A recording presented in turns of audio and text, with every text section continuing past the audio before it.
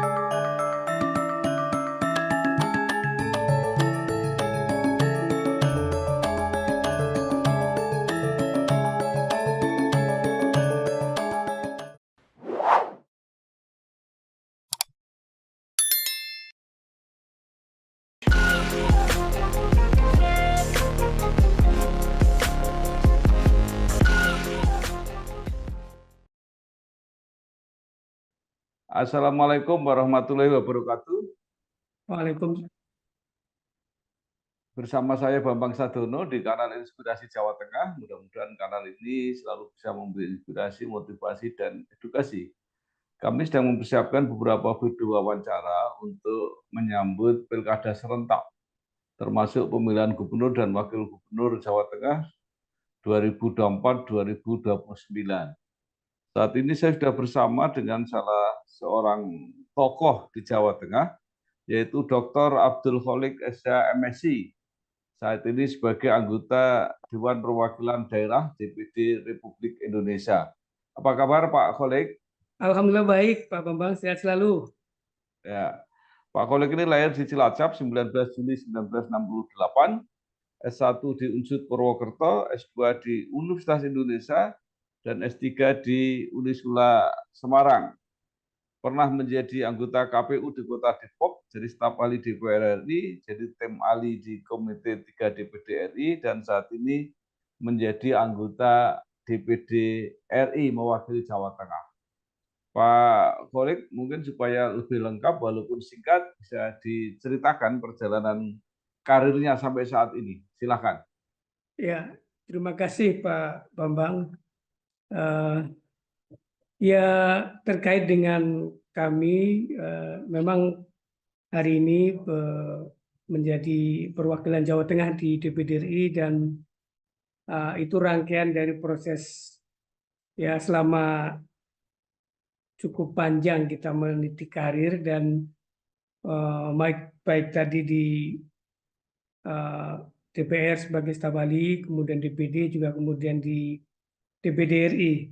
Dan saya sebenarnya terinspirasi sama Pak Bambang ini masih DPD RI karena dulu Pak Bambang juga lebih dulu berada di DPD RI bersama itu Pak Bambang. Baik. Nah, mungkin setelah di DPD RI apa yang selama ini catatan-catatan yang menarik dari Pak Kholik? Iya,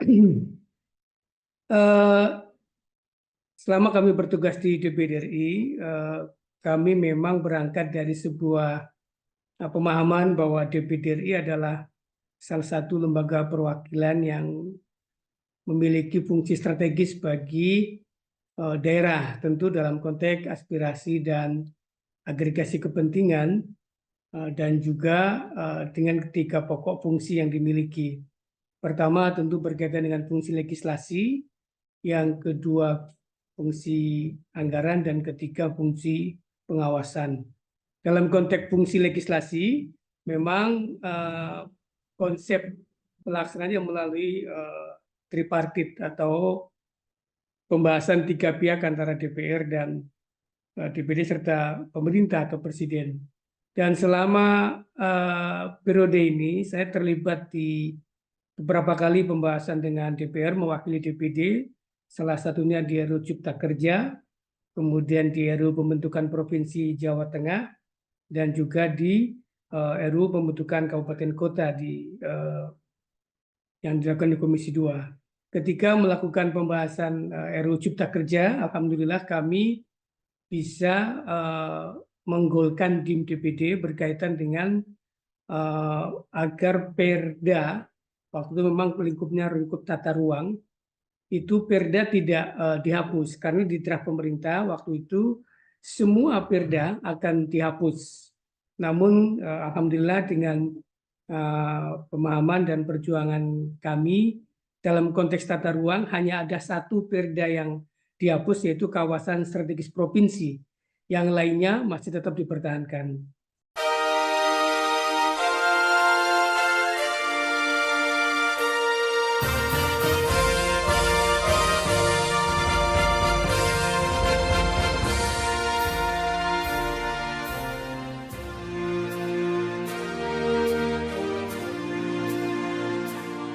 Yang kedua berkaitan dengan RUU Pembentukan Jawa Tengah.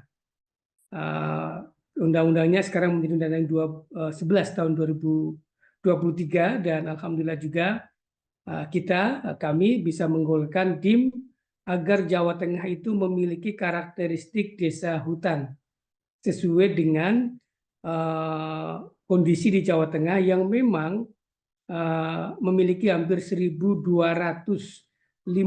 desa yang berada di wilayah hutan atau beririsan dengan kawasan hutan.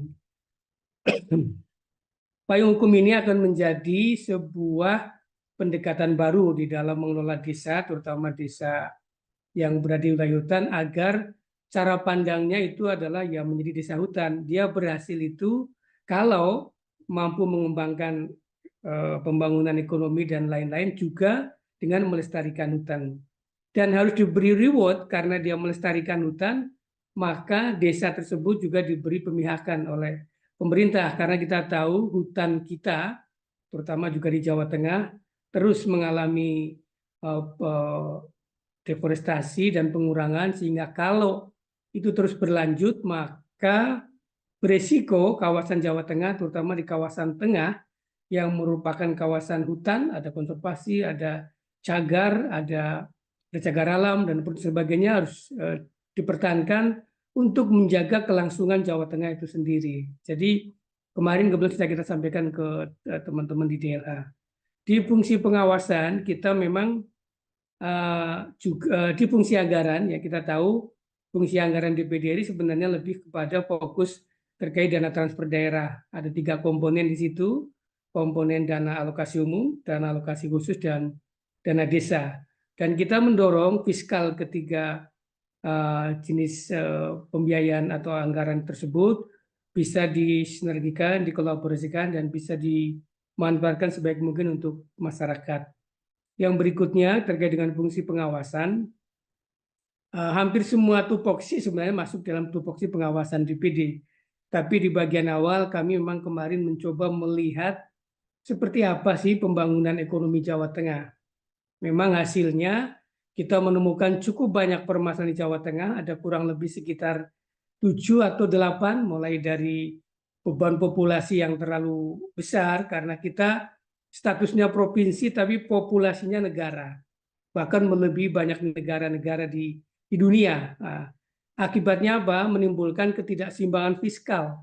Fiskal Jawa Tengah sangat terbatas karena tidak sebanding antara beban masalah, beban populasi dengan besaran fiskal provinsi yang kalau APBD kisaran 25-26 triliun. Yang berikutnya di Jawa Tengah juga terjadi disparitas pembangunan yang sangat kuat antara berbagai kawasan, terutama tentu kawasan utara dengan selatan dan sebagian juga dengan kawasan timur. Kemudian juga Jawa Tengah tidak memiliki produk unggulan yang kuat yang bisa dijadikan sebagai andalan untuk ekspor maupun perdagangan. Selain itu juga Jawa Tengah punya beban ekologi yang berat. Jawa Tengah itu terutama Pantura, kemarin kita baru FGD di kantor dan mengundang sekian banyak stakeholder. Land subsiden di Jawa Tengah itu melebihi Jakarta karena Jawa Tengah itu berkisar antara 1 sampai 20 cm per tahun, sementara Jakarta paling kisaran 1 sampai 10. Karena itu kawasan Pantura Jawa Tengah selain menghadapi ancaman banjir juga menghadapi ancaman rob yang sampai sekarang sulit diatasi. Problem rob dari waktu ke waktu bukan semakin diatasi tapi semakin sulit diatasi. Terakhir kemarin kita menyaksikan dan mengalami bersama banjir Pantura yang wilayah timur mulai dari Grobogan, Demak, Kudus, Pati sangat memprihatinkan karena situasinya banjir tersebut sangat besar skalanya dan sekaligus tentu menimbulkan kerugian juga yang sangat besar. Karena itu kami memang juga memberikan rekomendasi atas hasil pengawasan DPD. Pertama, kalau di pembangunan ekonomi tentu kita mendorong ada penguatan simpul-simpul pembangunan tidak hanya bertumpu di utara, tapi di timur, di selatan dibuat sebagai poros pembangunan ekonomi, pusat-pusat pertumbuhan agar lebih merata.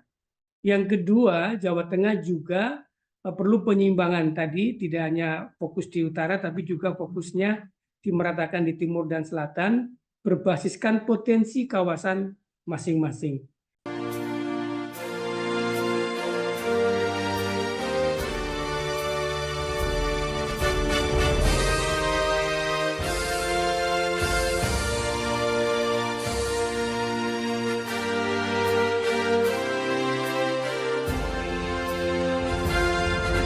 Dalam hal produk unggulan juga sebenarnya Jawa Tengah itu kekuatan fundamentalnya 3 kalau kita lihat dari hasil pengawasan. Pertama adalah maritim, ini di utara dan selatan.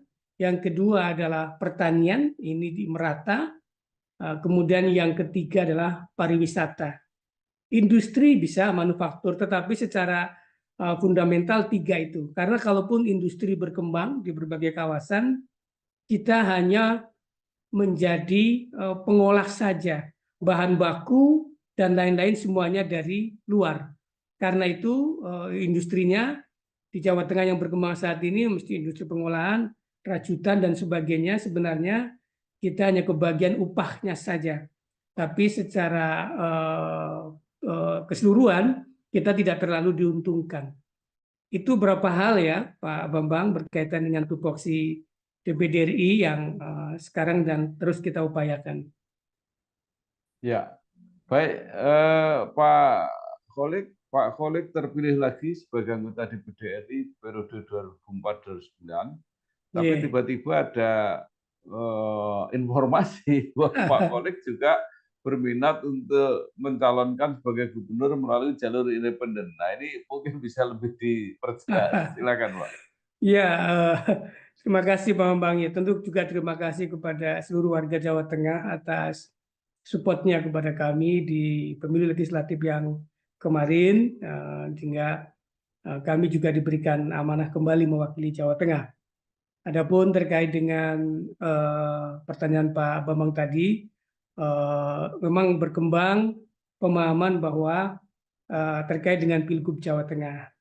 2 hari yang lalu, hari Selasa, saya berkunjung ke KPU Provinsi Jawa Tengah. Dan memang konteksnya adalah melihat kesiapan Pilkada Jawa Tengah.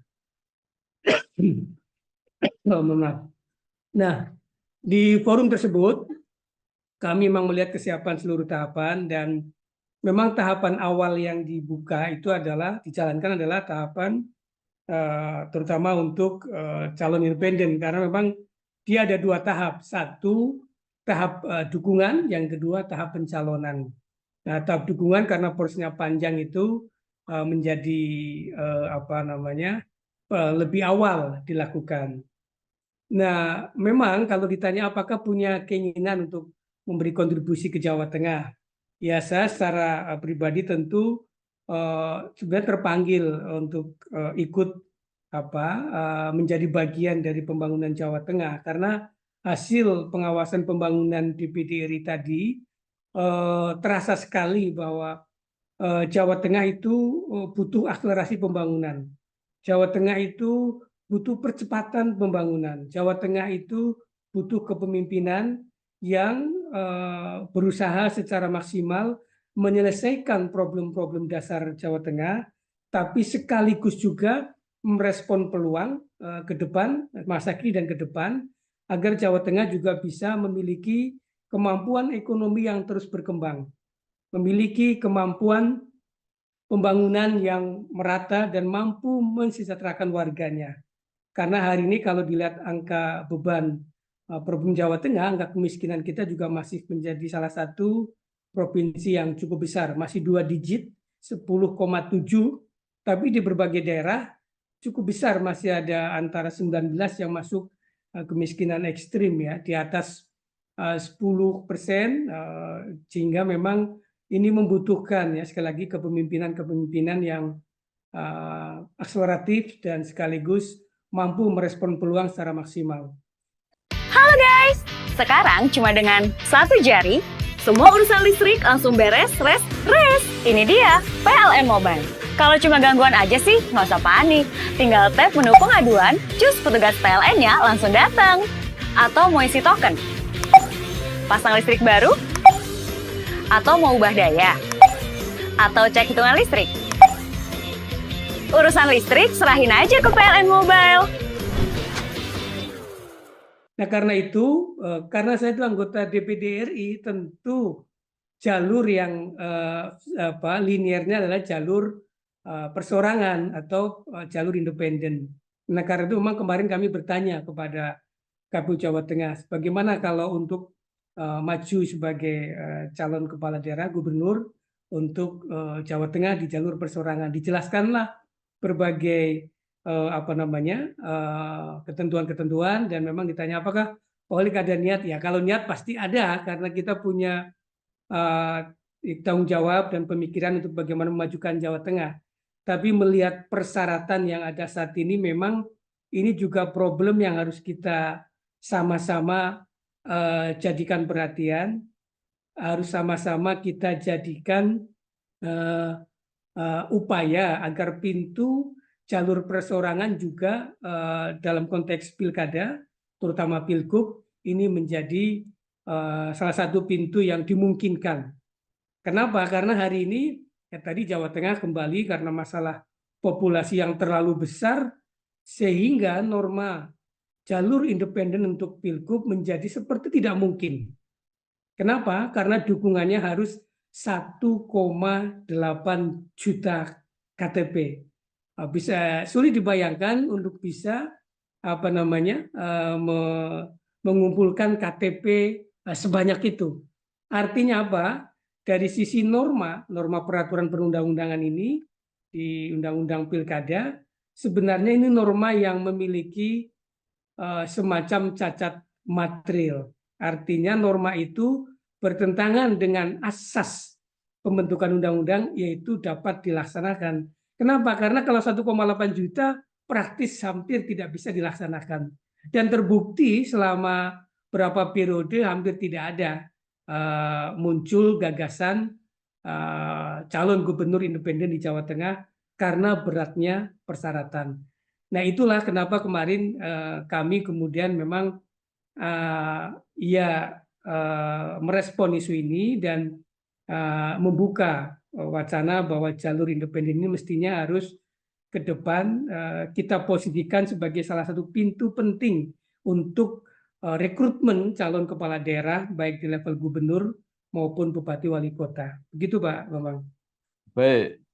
Nah, menghadapi kendala itu kelihatannya kan ada dua ya yang harus dilakukan, jangka pendek dan jangka panjang. Jangka pendek kalau memang bisa diusahakan ya, walaupun sangat berat itu bisa melalui itu. Tapi kalau memang ingin ikut berkompetisi, berkontestasi, apa tidak mungkin misalnya Pak Holik juga mencoba melakukan pendekatan dengan partai-partai politik misalnya. Nah, jangka panjang karena Pak Kholik sudah tadi menemukan ya, kan istilah cacat materi, apa yang harus dilakukan? Mungkin adalah perubahan undang-undang. Nah, Pak Kholik akan melakukan yang mana?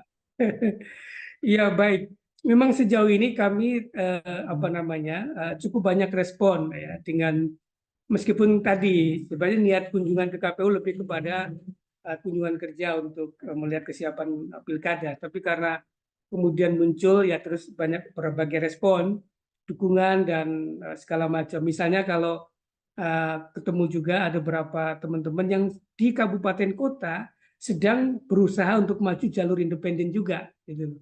Nah, di situ memang ada ya semacam keinginan atau kemauan untuk kolaborasi dengan teman-teman yang pada mau maju di kabupaten kota.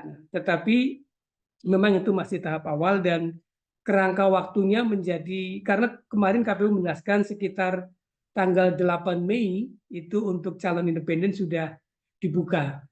Artinya memang waktu sudah terbatas dan kalau untuk 1,8 juta mungkin butuh waktu ya 6 bulan sampai 12 bulan kalau fokus mungkin memungkinkan ya. Jadi ini kerangka waktu memang menjadi terbatas. Tapi memang ini yang harus kita jadikan perhatian juga nih Pak Bambang, bahwa pintu melalui jalur perseorangan dalam konteks pilkada sebenarnya pertama tadi ya lebih cocok untuk teman-teman yang atau seperti kami yang peserta pemilu perseorangan, karena memang genetik kita kan memang ya independen gitu ya.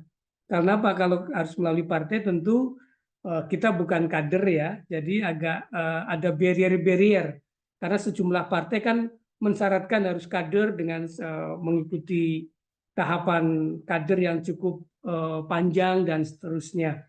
Makanya jalur independen sebenarnya cocok untuk beberapa kelompok masyarakat, terutama yang non-partai. Nah, yang kedua, jalur ini memiliki kepastian karena dibuka secara jelas tahapannya oleh KPU dan itu bisa dihitung kalau yang mau masuk ke jalur ini berapa lama untuk proses pengumpulan KTP-nya, kemudian berapa lama untuk proses pendaftaran dan seterusnya sampai ke proses verifikasi.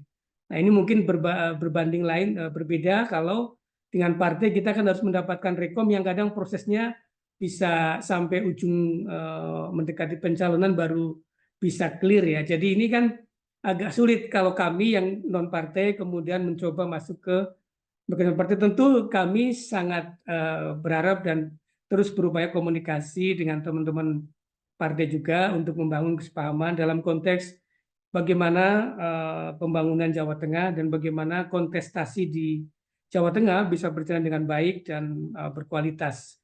Begitu Pak Bambang.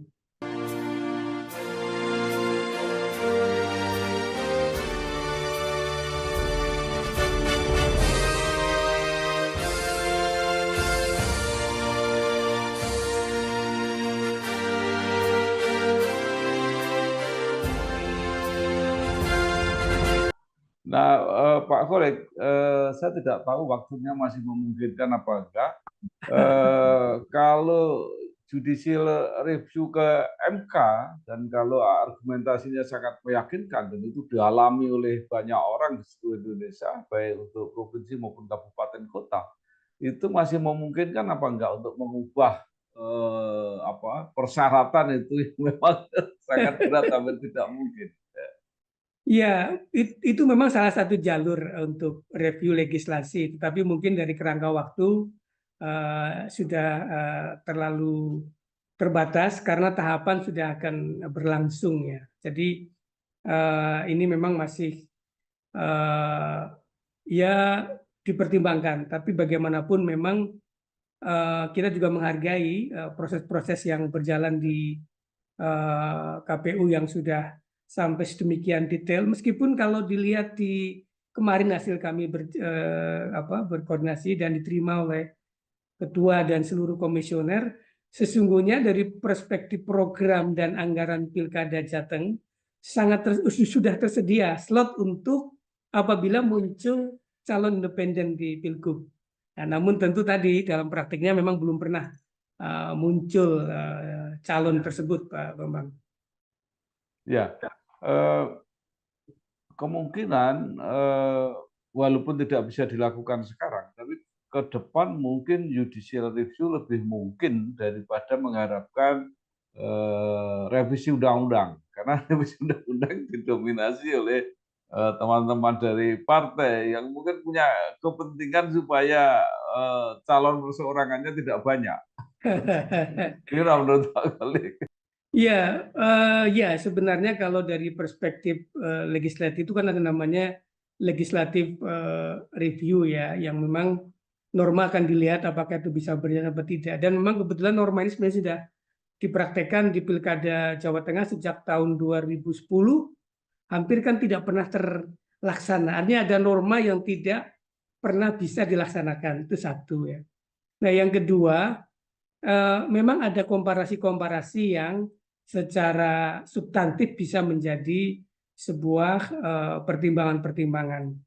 Misalnya syarat untuk maju menjadi peserta pemilu perseorangan di DPD RI, artinya ini DPD adalah kelembagaan di tingkat pusat, kelembagaan yang setara, lembaga tinggi negara, itu syaratnya maksimal kan hanya 5.000. Nah, ini kenapa untuk rekrutmen pejabat di level daerah harus sampai 1,8 juta. Nah, ini salah satu perbandingan. Yang berikutnya, kemarin kami juga mendiskusikan ada semacam ekualitas dalam konteks perlakuan kepada peserta pemilu. Kami sesungguhnya adalah peserta pemilu perseorangan dalam legislatif. Dan proses pencalonan pilkada itu berkaitan dengan atau berangkai dengan pemilu legislatif. Artinya ada syarat dukungan yang harus diperoleh oleh sejumlah partai politik untuk bisa mencalonkan. Nah, ada analogi yang mendekati sebenarnya. Kami misalnya kalau di Jawa Tengah syarat maju pilgub independen kan 6,5% dari jumlah pemilih. Nah, kami kemarin sebenarnya waktu pemilu kan mendapatkan suara 11,7% gitu ya, melebihi threshold 6,5%. Apakah tidak memungkinkan itu misalnya diperlakukan sebagai semacam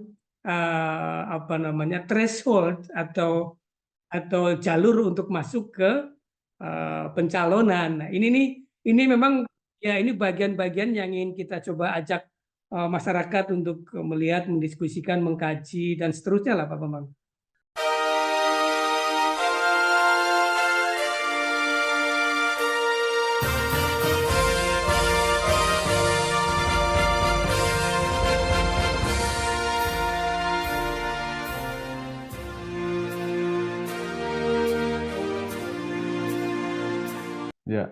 Ya, saya kira menarik Pak Khalid ini ya,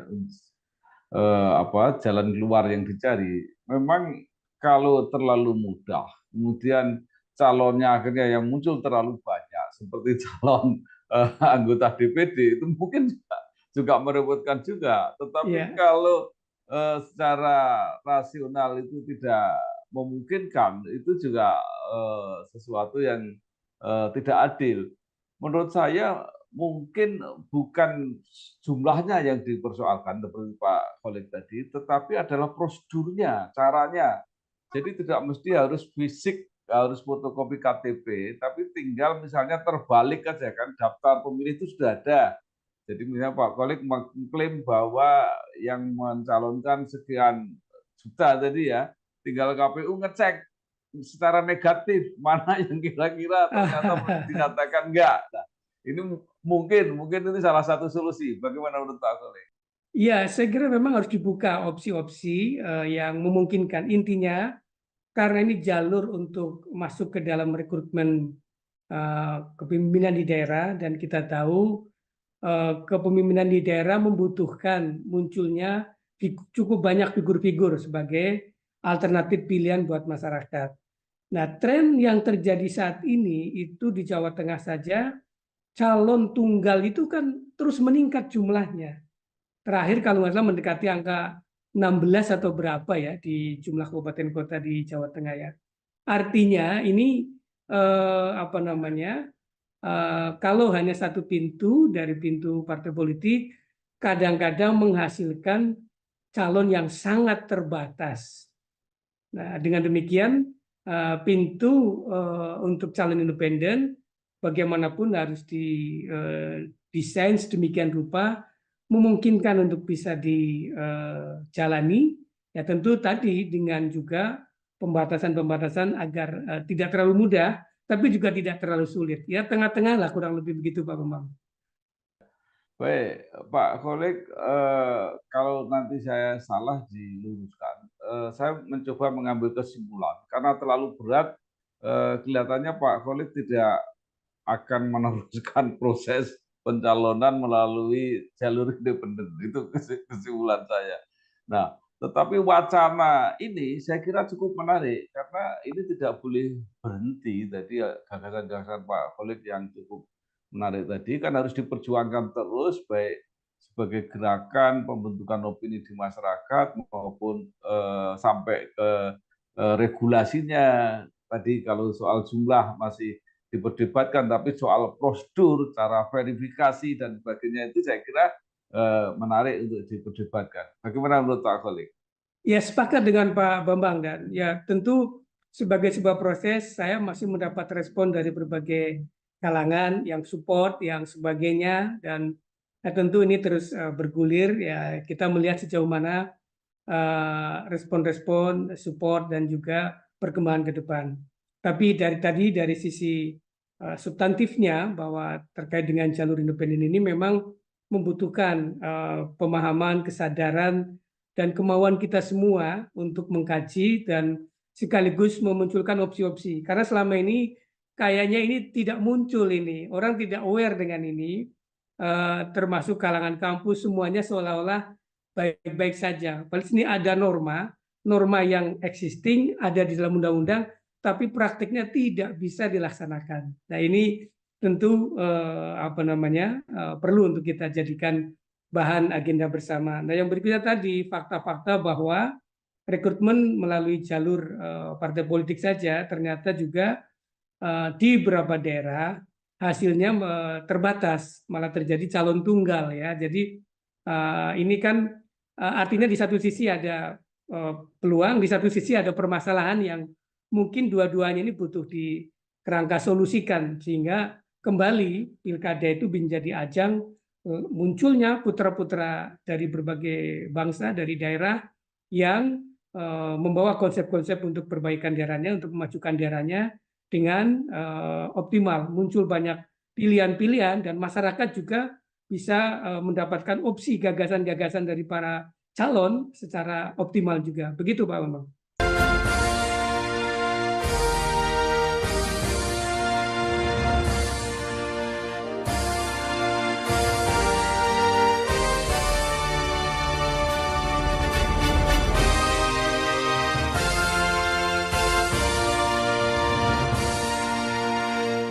Baik, Pak Kholik, mungkin dalam waktu pendek kalau memungkinkan itu masih bisa judicial review, bukan menyangkut jumlah persyaratan, tapi prosedur tadi. Jadi dibayangkan kalau 5.000 itu bisa beberapa kardus, itu kalau 1,8 juta itu bisa beberapa truk itu yang dibawa. Iya, kemarin kita bergurau dengan KPU ini kalau 1,8 juta muat nggak nih kantornya, begitu kita bergurau. Jadi karena banyak sekali itu fisiknya. Gitu. Baik, luar biasa. Mudah-mudahan ini jadi ide yang menggelombang akhirnya menjadi besar dan menjadi perhatian publik. Mungkin untuk Pak Kholik yang bisa disarankan, kira-kira figur seperti apa yang dibutuhkan untuk memimpin Jawa Tengah dengan berbagai persoalan yang tadi sudah disampaikan oleh Pak Kholik. Ya baik, terima kasih Pak Bambang. Dan kita semua warga Jawa Tengah memang akan melewati tahapan pilkada yang sangat menentukan untuk masa depan Jawa Tengah. Saya sering, ini juga rekomendasi hasil dari pengawasan kami di DPD RI bahwa ketika kita terlambat mengantisipasi sebuah perkembangan atau kita keliru mengambil sebuah kebijakan ternyata dampak 5 tahun berikutnya itu selain menjadi susah diatasi, dari segi banyak hal juga bebannya semakin berat. Karena itu kepemimpinan yang mampu tadi menjawab permasalahan Jawa Tengah, kurang lebih ada 8-9 permasalahan, dan mampu mengakselerasi pembangunan Jawa Tengah agar bisa berjalan lebih melakukan berbagai terobosan-terobosan, sehingga persoalan mendasar seperti kemiskinan, soal ekologi, soal banjir rob, soal kemampuan produk unggulan Jawa Tengah itu bisa diselesaikan. Paling khusus 3 sektor besar yang selalu saya sampaikan di berbagai tempat. Maritim, utara, selatan Jawa Tengah sangat potensial. Kemudian pertanian. Nah, pertanian ini menjadi ironi yang luar biasa, Pak Bambang. Kemarin saya baru berdiskusi khusus dengan BPS membahas hasil sensus pertanian tahun 2023. Di Jawa Tengah saja terjadi penurunan atau hilangnya usaha rumah tangga usaha pertanian mendekati kurang lebih 1 jutaan. Jadi dalam 10 tahun itu berkurang kurang lebih 1 juta rumah tangga usaha tani.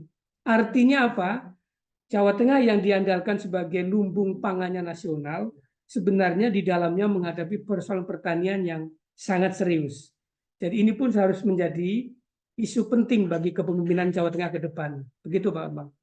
Ya, baik. Pak Kholik, terakhir apa yang diharapkan atau disarankan kepada masyarakat Jawa Tengah di dalam proses pilkada, di dalam proses untuk mendapatkan pemimpin yang ideal menurut Pak Kholik tadi? Ya, kepada seluruh warga Jawa Tengah, mari kita menyambut pilkada tahun 2024. Dan ini serentak seluruh Jawa Tengah, Pilgub dan Pil Bupati Wali Kota. Maka ini menjadi kesempatan terbaik untuk memilih dan menghadirkan figur-figur pemimpin daerah yang kita harapkan mampu mengatasi permasalahan daerah dan mampu menangkap peluang dan memajukan kesejahteraan masyarakat Jawa Tengah. Kita tidak boleh terlena karena Jawa Tengah kadang seperti dianggap sudah tidak ada masalah, banyak prestasi, tapi kalau kita lihat secara keseluruhan memang masih banyak sekali hal-hal yang harus diselesaikan dan dituntaskan di Jawa Tengah. Pilihlah kepemimpinan yang secara jelas memiliki program, memiliki gagasan yang benar-benar mampu menjawab kebutuhan Jawa Tengah saat ini dan ke depan. Demikian Pak. Baik. Terima kasih sekali Dr. Abdul Kholik, SH/MSI, anggota DPD RI, mewakili Jawa Tengah. Mudah-mudahan gagasannya ini adalah gagasan besar untuk memperbaiki sistem pemilihan, terutama yang melalui jalur perseorangan, dan juga banyak hal harapan terhadap Jawa Tengah. Mudah-mudahan bisa menemukan pemimpin yang terbaik dan bisa menjawab semua persoalan. Sekali lagi terima kasih Pak Kholik, sukses. Terima kasih Bambang, salam sehat selalu. Salam warahmatullahi wabarakatuh. Matur suwun, Wassalamualaikum warahmatullahi wabarakatuh.